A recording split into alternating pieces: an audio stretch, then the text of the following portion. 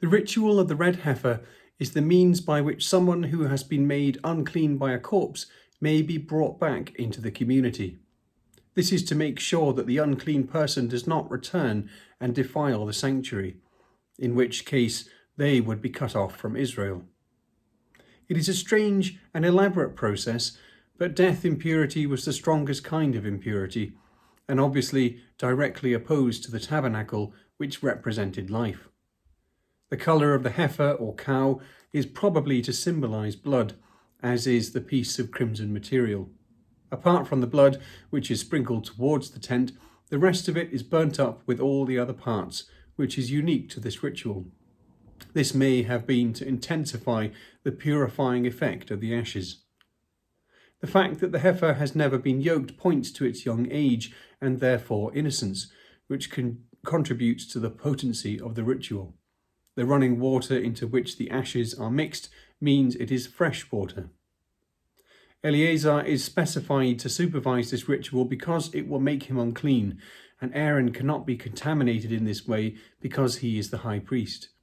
We saw this also in 1637, when Eleazar was sent to retrieve the censers from the burnt corpses after the rebellion. The water mixed with the ashes is then kept and used for the purification process of unclean people, which lasts a week. They must be sprinkled with it twice, on the third and seventh day. In the first verse of chapter 20, Miriam, Aaron's wife, dies. The text says this is the first month, but does not state the year. However, Aaron himself dies later in the chapter, and chapter 33-38 states that this was on the first day of the 5th month of the 40th year. Presumably then Miriam dies earlier in that same year. There is a delightful Jewish legend about Moses' death, which will not occur until Deuteronomy 34. Because Moses was so special to the Lord, he did not send the angel of death to take him. Instead, he leant down from heaven and gave him a kiss. Thus Moses dies by a kiss from the Lord. This legend is based on the Hebrew, which you will find translated in your Bible as something like, by the command of the Lord, or just as the Lord had said. So in Deuteronomy 34:5 it says, Then Moses, the servant of the Lord, died there in the land of Moab at the Lord's command. The Hebrew here, however, is literally by the mouth of the Lord. And so the legend developed that this meant God kissed him. When Aaron dies in chapter 20, verse 28, this phrase is not used, but it is used of Aaron's death when it is summarized in chapter 33-38. The great medieval Jewish commentator known as Rashi, whose commentaries are still standard for Jews, thought that Miriam also died by the kiss of God, even though the text does not say so. His reason for its omission is that it was not respectful to speak of God in this way. That is, it would have been indecent to have described it. There is no note at this point that the Israelites are near the end of their 40-year wandering, especially as Edom will send them the long way round, but the change of leadership has begun. Chapter 20 provides the explanation for why Moses and Aaron were not allowed to enter the promised land. The big question is, what did they do wrong?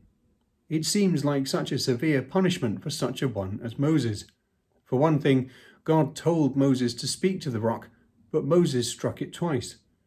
Moses also perhaps erred in his speech too, when he spoke of we bringing the water, instead of God providing it. He is also angry with the Israelites, whereas God does not appear to be, and simply seems to be responding with compassion to the Israelites' need. Perhaps Moses misrepresents God in this way. The verdict is the crucial thing.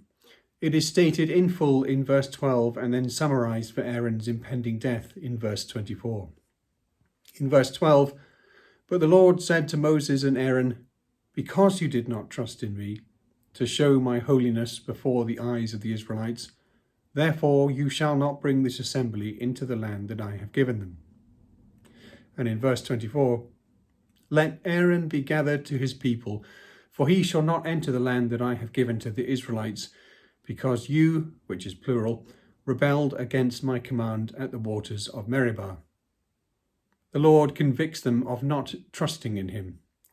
Their actions, and possibly speech as well, resulted in a public compromise of God's holiness at Meribah. God characterizes this in verse 24 as rebellion, which links them with the doomed first generation.